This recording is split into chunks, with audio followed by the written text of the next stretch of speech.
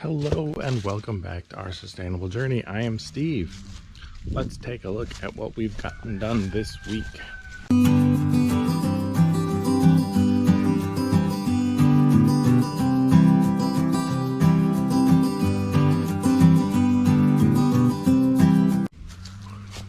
This is a wood burning, what do they call this? A wood boiler?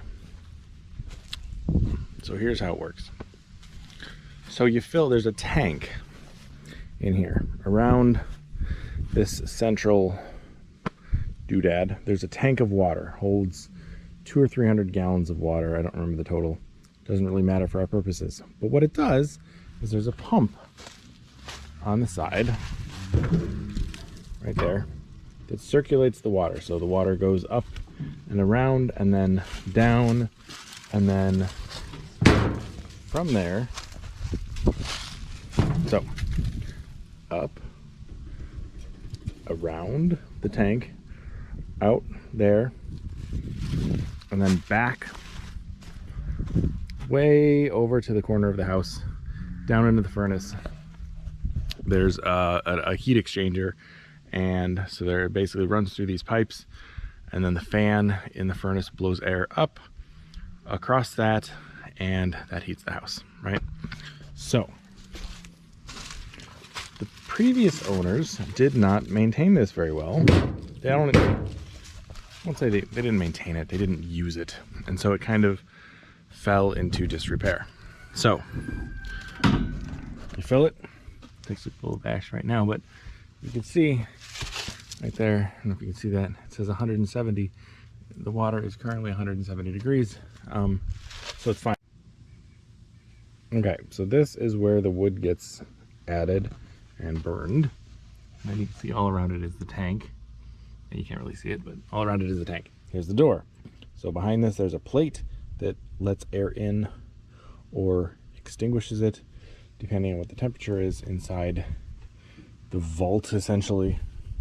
And that's what regulates the temperature, is this door behind here. I'm not going to touch it because it's 180 degrees or whatever.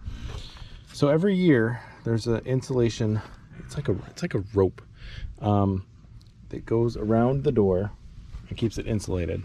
So we had to replace that this year to make sure that it's running as efficiently as possible. And then back here is a chimney. I don't know if I'm going to be able to touch this. Probably not. But chimney goes up. We had to replace this whole thing because it had completely rotted out, because they didn't use it in 10, 15 years, however long it was here. Let's see if I can open this up. I cannot. Holy cow. So we replaced this bottom piece, this T-junction, and the two chimney pieces. This year, and I can't even open it.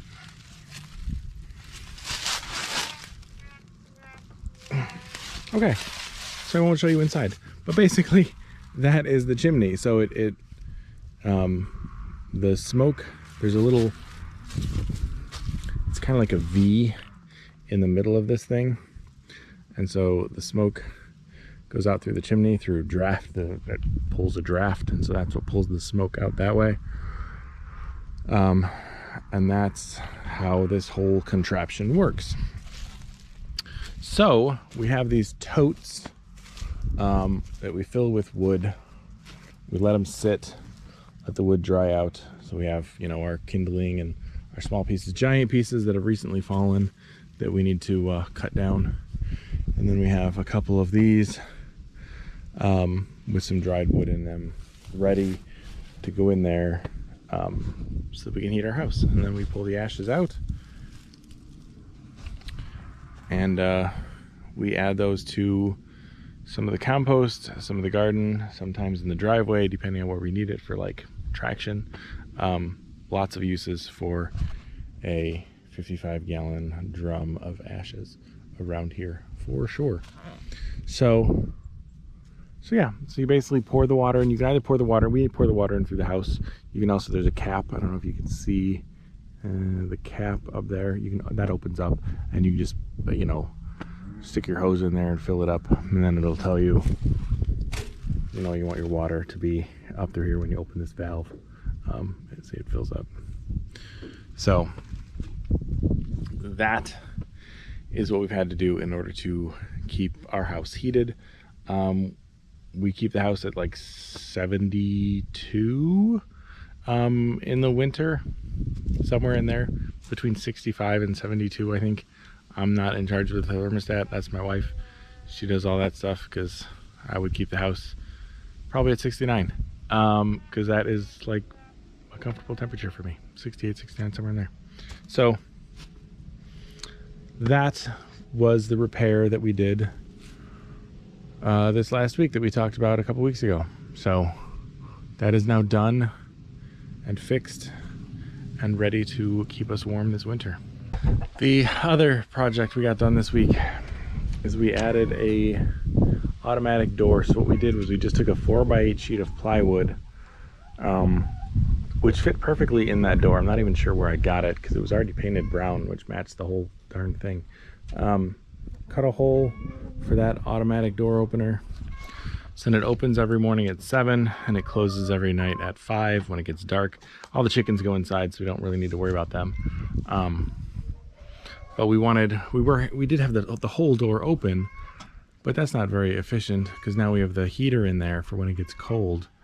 In the summertime we sometimes put the AC on, but rarely, for the worms. We need the worms, because the worms are inside there too. We want them cozy, and so we wanted it to be as efficient as possible. Instead of having a giant 4x8 opening with all the heat pouring out, we've put the little coop door on there. And now the chickens, it took a couple of days for them to get used to it. The first day we had it on there, they weren't sure they should go in, but now they're totally used to it, and they use it all the time.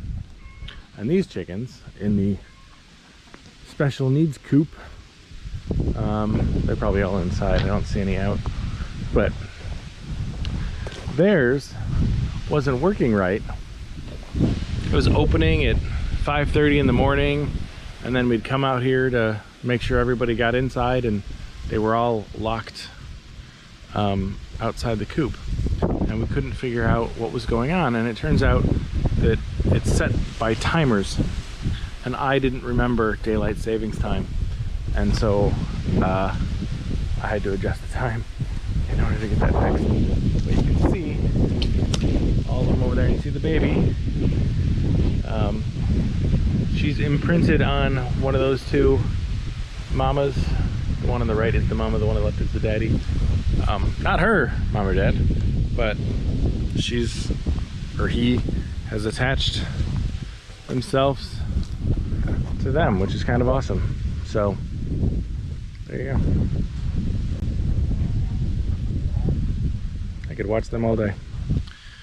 So these are the ones that we protect from the other ones because of youthfulness or injury or just age. We got one that's blind in there, so we try and protect these hens from the other ones, because otherwise they'll fight and they'll get hurt or killed. So there you go, special needs coop. And then the other thing we got today was, in preparation for winter, was hopefully enough hay so that our cows don't need any this winter. So we give them these big old round bales. So I still have two, but you'll see they don't have any grass left. It's not growing. Winter's here, it's dying off. So they need supplements, and I'm not giving them any kind of grains, because I want all grass-fed beef. And so my hay guy dropped off some more bales. I don't know if you can see up at the top of the hill there. We got 6 or 7 more bales of hay, so that should last us through the winter. And They like to pull stuff apart and get to the good stuff that's in the middle. So that's what they're doing right now. So, various winter activities here on the farm. It never gets old. Hi, Bree, you gonna say hi? Yeah, you're all sloppy wet because you were just drinking. Gross. Gross. You see she's got her winter coat on. See how fluffy she is? Oh, come on. You love it. Hi. Hi. Hi. Hi. Yeah. You want my arm? Well, you gotta let me pet you. You gotta let me pet you. Huh. Huh. Yeah. There you go. Do I taste good? Oh.